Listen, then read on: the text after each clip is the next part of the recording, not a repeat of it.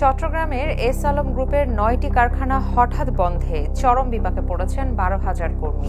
S Alam cold rolled steel কারখানায় বন্ধের notice ঝুলিয়ে দেওয়া হয়। এরপর থেকেই শ্রমিকরা বিক্ষোভ শুরু করেন। এস আলম সচল হলে দেশের কি লাভ? আর এই এস আলমের কারণে দেশের ব্যাংকিং খাতে কি প্রভাব পড়েছে? বাংলাদেশের শিল্পায়ন ও অর্থনীতির মানচিত্রে বড় একটি নাম এস আলম গ্রুপ। চিনি কল, টেক্সটাইল, সিমেন্ট এবং রিফাইনারি সহ বহুবিধ শিল্পে বিস্তৃত এই গ্রুপটি প্রত্যক্ষ ও পরোক্ষভাবে হাজার হাজার মানুষের কর্মসংস্থানের বড় উৎস। বিভিন্ন শিল্প প্রতিবেদনের তথ্যমতে প্রায় ১৫ থেকে ২০,০০০ শ্রমিক ও কর্মকর্তা সরাসরি এখানে কর্মরত। তবে সরবরাহ চেইন, পরিবহন এবং লজিস্টিক্স খাতকে যুক্ত করলে এর সংখ্যা প্রায় ৪০,০০০ ছাড়িয়ে যায়। অর্থাৎ বিশাল এক জনগোষ্ঠীর জীবন জীবিকা জড়িয়ে আছে এই প্রতিষ্ঠানের সচল থাকার উপর। শিল্পের স্থবিরতা ও বেকারত্বের ঝুঁকি আসলেই কি কমানো সম্ভব? দেশের রাজনৈতিক প্রেক্ষাপট পরিবর্তনের সাথে সাথে ব্যবসা বাণিজ্যেরও বড় পরিবর্তন আসে। বর্তমানে অর্থঋণ বা অর্থ পাচারের মতো গুরুতর ইস্যুগুলো সামনে আসছে। তবে প্রশ্ন হলো, ব্যবসায়ীরা কি কেবল নির্দিষ্ট কোনো সরকারের শুভাকাঙ্ক্ষী, নাকি তারা দেশের অর্থনীতির অবিচ্ছেদ্য অংশ? এস আলম গ্রুপকে নিয়ে নানামুখী আলোচনা। এই আলোচনা সমালোচনা যাই হোক, এতে লাভ ক্ষতি কি হতে পারে? সমালোচনার মাঝখানে তাদের কারখানাগুলোর কার্যক্রম সংকুচিত হয়ে আসছে।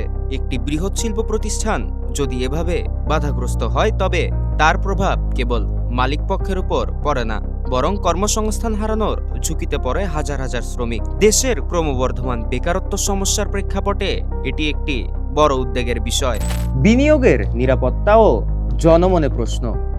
কেনই বা এত প্রশ্ন, আর কিভাবেই বা মিলবে এর প্রতিকার?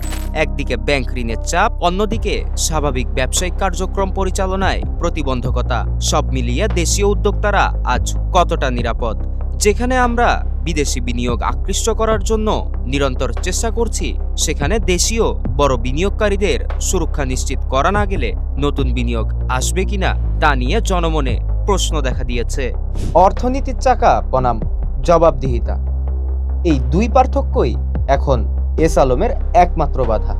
বর্তমান সরকারের দূরদর্শী চিন্তাভাবনায় নিরাপদ বিনিয়োগের নিশ্চয়তা একটি গুরুত্বপূর্ণ অংশ হওয়া প্রয়োজন।